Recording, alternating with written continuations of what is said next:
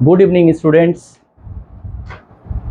आप सभी का मेरे YouTube चैनल मैथ्स एवल में स्वागत है। पुनः से हम सभी उपस्थित हैं आज। जैसा कि कल हमने पीछे की वीडियो में आपको अपने 10th चैप्टर अर्थमेटिक प्रोग्रेशन समांतर श्रेणी का टॉपिक 3 का डिस्कस करी थी। टॉपिक 3 कहने का मतलब हुआ सम ऑफ nth टर्म, n पदों का योगफल। आज कुछ NCERT की बुक से सॉल्यूशन लेकर के आए हैं। कुछ क्वेश्चनों का चुनाव किया था, मैंने पिछले वीडियो में बोला भी था कि हम कुछ क्वेश्चंस लेकर के आएंगे जिसमें कि अपने SN के फार्मूलों को, जितने भी फार्मूले थे वो फार्मूले हम दिखा पाएं कि कैसे उसका यूज करेंगे हम।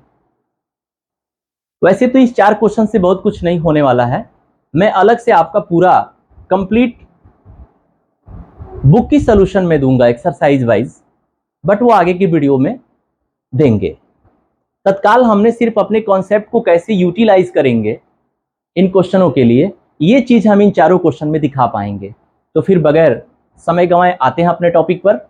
जैसा कि पहला क्वेश्चन हमने नोट करी है, एपीएस 1/15, 1/12, 1/10 टू 11 टर्म्स, मतलब फाइंड सम करना है, इसमें एसएन ज्ञात करना है। ये एपी दी गई है और यहाँ आगे बोल रहा है 11 टर्म्स यानी 11वें पद तक। तो फिर हम पहले क्या करते हैं कि ए की वैल्यू फाइंड आउट करते हैं। जैसा कि आपको पता है कि फर्स्ट टर्म आपका 1/15 ए टर्म है। अब उसके बाद हम डी को गेट करते हैं। ये सब पता कैसे चलता है मुझे? तो सर पहले तो एस एन इक्वल टू जो n/2 एंड 2a प्लस n-1 इंटू डी। आपको मैं बताना चाहूंगा कि ये सारी चीजें इसमें दी गई हैं। बस एक चीज वो क्वेश्चन करता है इसमें से, सिर्फ एस एन। आपको एस एन बताना है। इसका मतलब कि n आपको पता होनी चाहिए, a आपको पता होनी चाहिए और कॉमन डिफरेंस d पता होना चाहिए।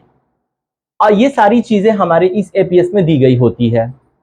जैसा कि हम बता पा रहे हैं कि फर्स्ट टर्म आपका 1/15 है और d जो है कि कॉमन डिफरेंस नेक्स्ट टर्म से जस्ट उसके पीछे वाली टर्म्स को जैसे ही हम माइनस करते हैं उसके बाद मेरा रिजल्ट मिल जाता है। जैसा कि आपको मालूम है कि 15 और 12 का लघुत्तम यानी एलसीएम 60 होगा और 12 5 जा 65 एंड 15 4 जा 60, 5 - 4 दैट इज इक्वल टू, यहाँ आ गया आपका 60 एलसीएम और 12 5 जा और 15 4 जा यानी कि 1/60 आ गया।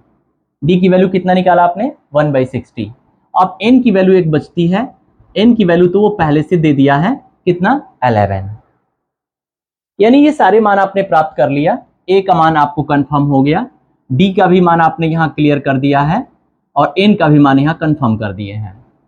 ठीक है, अब आते हैं हम अपने फॉर्मूले में इस मान को ट्रांसफर करते हैं। n/2 11/2, हियर 2 इंटू ए की वैल्यू 1/15 एंड प्लस n-1 यानी 11-1 इंटू डी का मतलब 1/60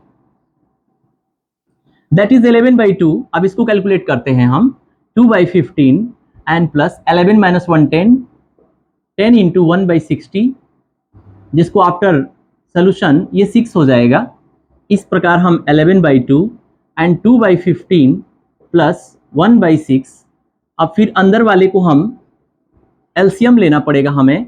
15 और 6 का अगर एलसीएम लेना चाहेंगे तो 30 मिल जाएगा आपको। 15 2 जा 30, 2 2 जा 4 एंड प्लस 6 5 जा 30, 5 1 जा 5 यानी आपको मिला 11/2 इंटू 9/30।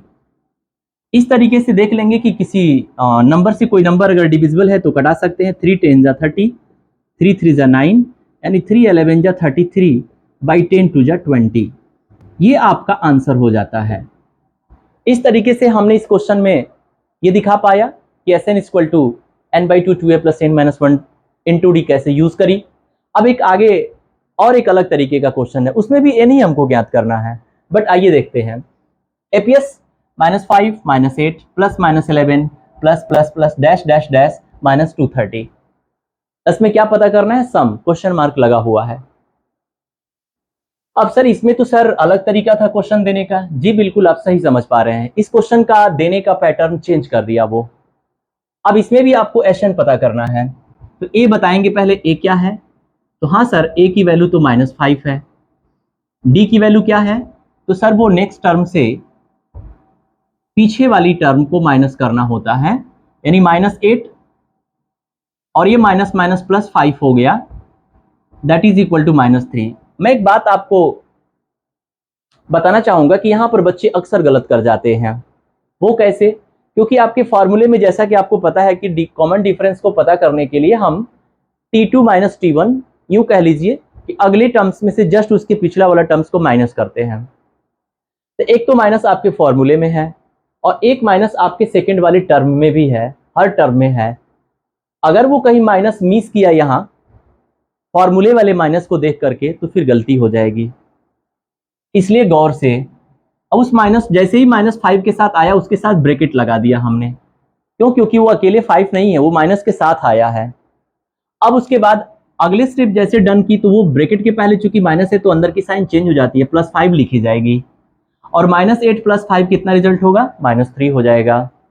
अब आपने ए पता कर लिया, यहाँ डी पता कर लिया और एन कहाँ है? तो सर एन तो है ही नहीं है सर इसमें, तो ये तो बड़ी मुश्किल की बात है, एन तो नहीं है। अब क्या करेंगे? तो कोई बात नहीं, क्या है आपके पास? तो सर यहाँ पर तो एल दिया गया है सर, एल कितना है? तो -230 है सर। एन आपको ध्यान रखिएगा आपको नहीं पता है। और क्या आपको पता है बगैर एन का आप एसएन ज्ञात कर लेंगे? नहीं सर, एन तो होना ही चाहिए। अब हमको क्या करना पड़ेगा कि इस एल से पहले हमको एन पता करना पड़ेगा। अब देखिए क्वेश्चन का स्टैंडर्ड अप कर दिया, ये वहां ऐसी कोई परेशानी नहीं थी, वहां भी वही फॉर्मूला था, वही क्वेश्चन किया गया था आपसे, मांग डिमांड की गई थी वही चीज जो इसमें की जा रही है। यानी अब आइए बगैर देर किए हम एल से पहले L is equal to A plus N minus 1 into D. L की वैल्यू -230 है, ए की वैल्यू -5 है एंड एन की वैल्यू हमको तो फाइंड करनी है सर। -1 इंटू डी की वैल्यू जैसा कि आप देख पा रहे हैं -3 निकाले हैं। अब आप -230 की तरफ 5 को पहले लेके आएंगे तो -230 एंड +5 हो जाएगा हियर -3 इन ब्रैकेट n-1। ये -230 से +5 होगा तो -225 हो जाएगा and that is equal to -3 and in the bracket n-1। अब -3 को लेके आएंगे, देखिए जरा गौर कीजिए, कभी कभी बच्चे यहाँ गलती कर देते हैं, क्या ये माइनस देख करके सोचते हैं कि इसको इधर ला रहा हूं तो वो तो प्लस हो जाएगा ना। मेरे भाई जिसको लेके आ रहे हैं 3 को, वो बगल का टर्म n-1 के साथ रिलेशन कैसा रखता है? तो मल्टीप्लाई का, तो इधर आएगा तो क्या करेगा? तो डिवीजन करेगा, तो इसमें माइनस का प्लस हो जाने का कोई सवाल ही नहीं पैदा होता है। तो ये ध्यान रखें, इसको लेके जब आएंगे तो ये -225 अपॉन -3 हो जाएगा, that is equal to n-1। Minus minus अब यहाँ कट गया, अब 3 से इसको कट आउट करेंगे तो ये कट करके 3 7 जा 21 और 3 5 जा 15, 75 हो गया। यानी कि 75 इज इक्वल टू n-1, यानी n इज इक्वल टू आपको 75 की तरफ 1 को लाएंगे तो कितना मिल जाएगा? 76। अब जाकर के आपको n मिल गया। जब n मिल गया तो फिर आप अब अपने फॉर्मूले से आप इसको हल कर सकते हैं। लेकिन इसमें भी एक बात है, क्या n/2 a प्लस एल ही हम लगा दिए। ओ ऐसा क्यों? क्योंकि यहाँ l था सर, यदि l था तो फिर मुझे इतना लंबा प्रोसीजर वाली फॉर्म को लिखने की क्या आवश्यकता है? तो ये गौर करने वाली बात थी। ऐसा नहीं कि उस पर नहीं आएगा, उस पर भी आ जाएगा, वो भी सही होगा, लेकिन बेहतर होगा, कम टाइम लगेगा, a प्लस एल में ही हम इसको रिजल्ट आउट कर लेंगे।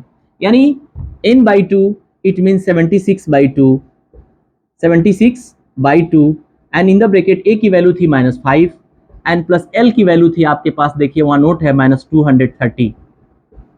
अब जब जैसे ही इसको सोल्यूशन करेंगे हम तो 76/2 और ये -5 और ये -230 दोनों इंक्लूड हो जाएगा। इंक्लूड होकर रिजल्ट क्या देगा? तो सर -235। अब देखेंगे कि क्या कोई नंबर किसी से कट सकती है? तो जी सर, कौन? तो सर 76 2 से कट जाएगा सर, 2 3 जा 6 एंड 2 8 जा 16। Then after -38 into 235, 38 into 235। अब इसके बाद जैसे ही हम मल्टीप्लाई करेंगे इसका रिजल्ट ओके हो जाएगा। इस तरीके से हम एसएन की भी वैल्यू फाइंड आउट कर पाए।